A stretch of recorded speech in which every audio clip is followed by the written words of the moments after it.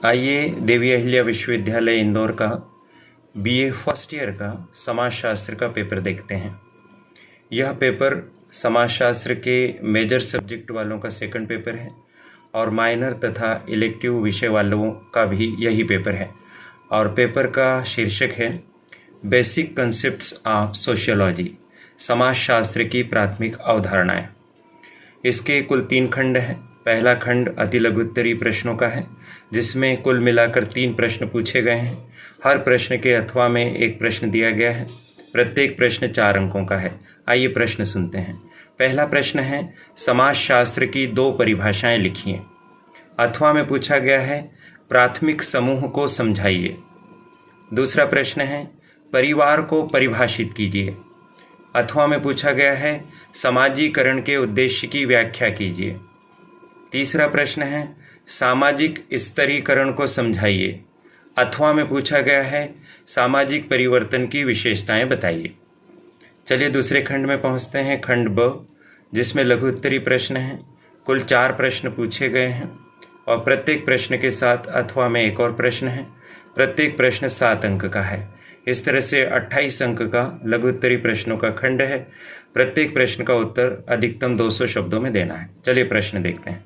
पहला प्रश्न, समाजशास्त्र की प्रकृति की विवेचना कीजिए।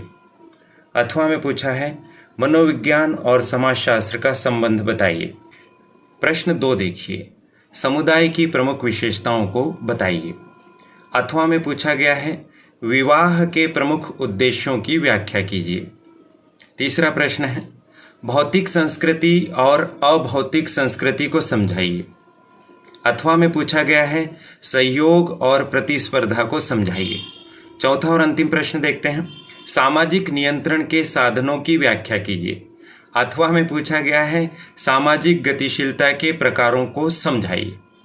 चलिए तीसरा खंड देखते हैं, खंड स, दीर्घ उत्तरी प्रश्नों का यह खंड है।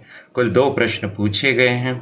अथवा में प्रश्न और भी दिए हैं और प्रत्येक प्रश्न को अधिकतम 500 शब्दों में लिखना है और प्रत्येक प्रश्न के लिए 15 अंक हैं। इस तरह से दीर्घ उत्तरी खंड 30 अंकों का है। पहला प्रश्न देखते हैं, समाजशास्त्र के महत्व पर एक लेख लिखिए।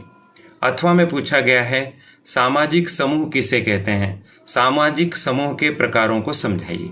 दूसरा प्रश्न है, जाति एक बंद वर्ग है, समझाइए।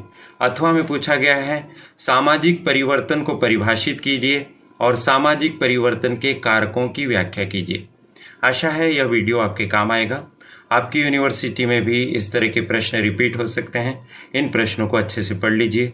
मुझे यह प्रश्न पत्र आपके साथ साझा करने का अवसर मिला।